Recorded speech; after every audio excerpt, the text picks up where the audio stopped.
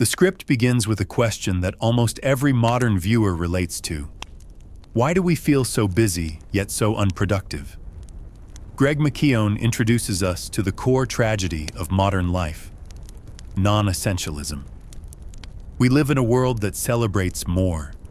More projects, more social circles, more commitments, and more goals. We are led to believe that we can have it all and do it all. But this mindset is a dangerous trap. When we try to spread our energy in 1,000 different directions, we make a millimeter of progress in 1,000,000 directions, leaving us exhausted, stressed, and ultimately stagnant. McKeown shares a powerful personal story to illustrate this.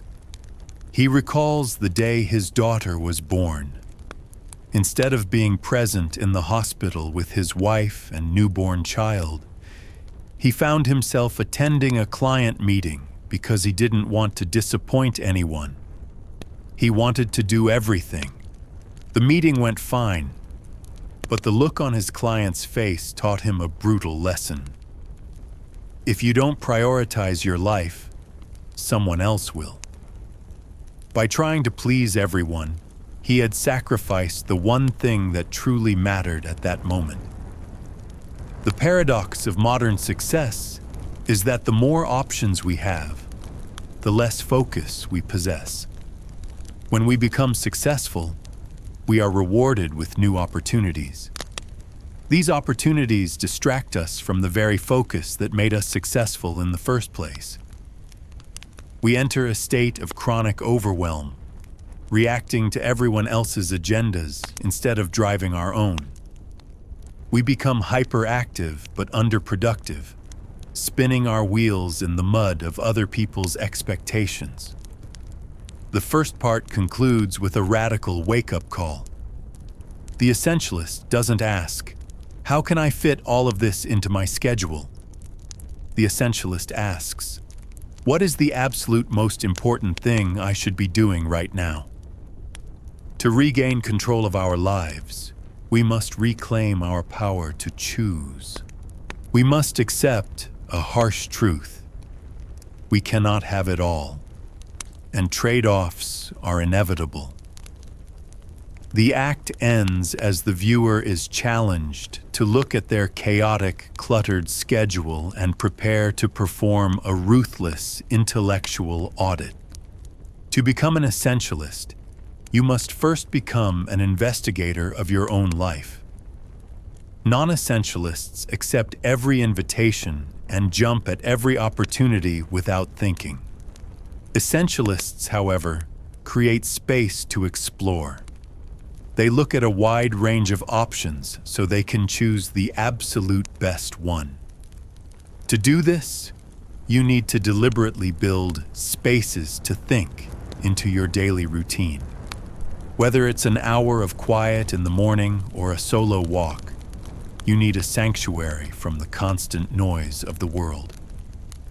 Without this space, you cannot distinguish the vital few things from the trivial many. McKeown introduces a powerful framework for decision-making called the 90% rule. When evaluating an option, whether it's a career choice, a new project, or a social commitment, you rate it on a scale from 0 to 100 based on its value to you. If the option scores lower than a 90, you reject it completely. This prevents you from getting trapped in the good enough zone. If it's not a definite yes, it should be a firm no. This ruthless evaluation process protects your most precious asset, your time. The hardest part of this phase is learning the elegant, disciplined art of saying no. In modern culture, saying no is often viewed as rude or uncooperative. But McKeown argues that a clear no is a sign of deep respect for your own focus and for other people's time. When you say no to the non-essentials, you are implicitly saying a magnificent yes to your core priorities. It requires courage to face the temporary social awkwardness of turning down a request, but the alternative is a lifetime of resentment and fragmented energy. The second part ends with a profound shift in mindset.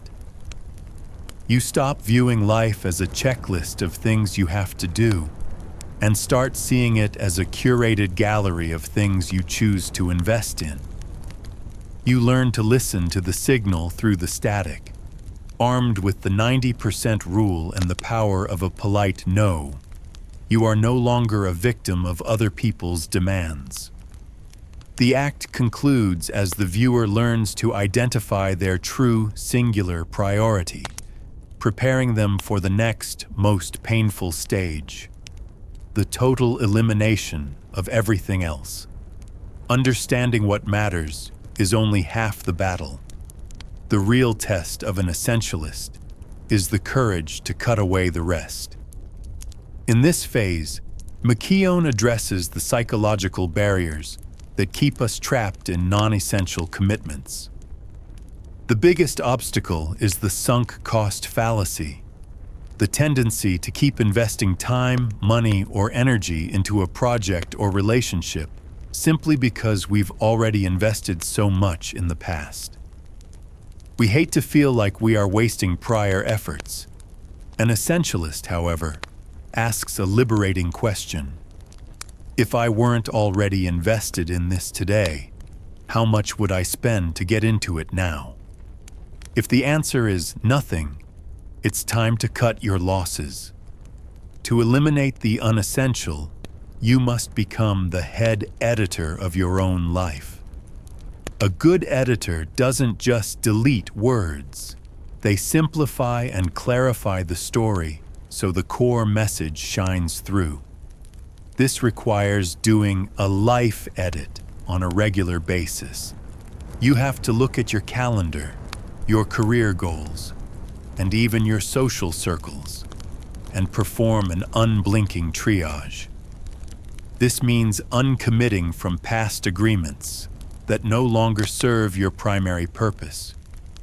It feels uncomfortable, but letting a bad commitment drag on out of guilt is a disservice to everyone involved. Another critical tool in this phase is the concept of a buffer. Non-essentialists assume that everything will go perfectly according to plan, so they schedule their days down to the exact minute. Essentialists accept the reality of friction and unexpected chaos. They build a 50% buffer into their timelines. If a project takes 2 weeks, they allocate 3. This isn't laziness.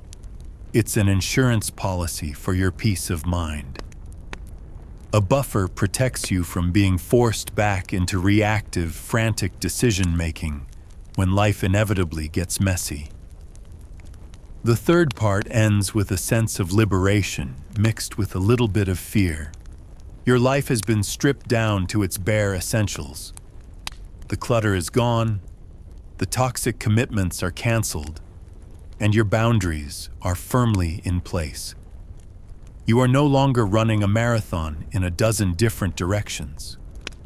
But now, a new challenge arises. How do you turn this focused mindset into a permanent, daily routine? The act concludes as the viewer stands in a clean, quiet space of their own making, ready for the final stage, making execution effortless. The ultimate goal of an essentialist is not just to clear the clutter once, but to create a system where making the right choice is completely effortless. Non-essentialists think that execution is a matter of pure force and raw willpower. They push through exhaustion, forcing themselves to work harder and longer. But willpower is a limited resource that drains over the course of the day. An essentialist focuses on removing friction.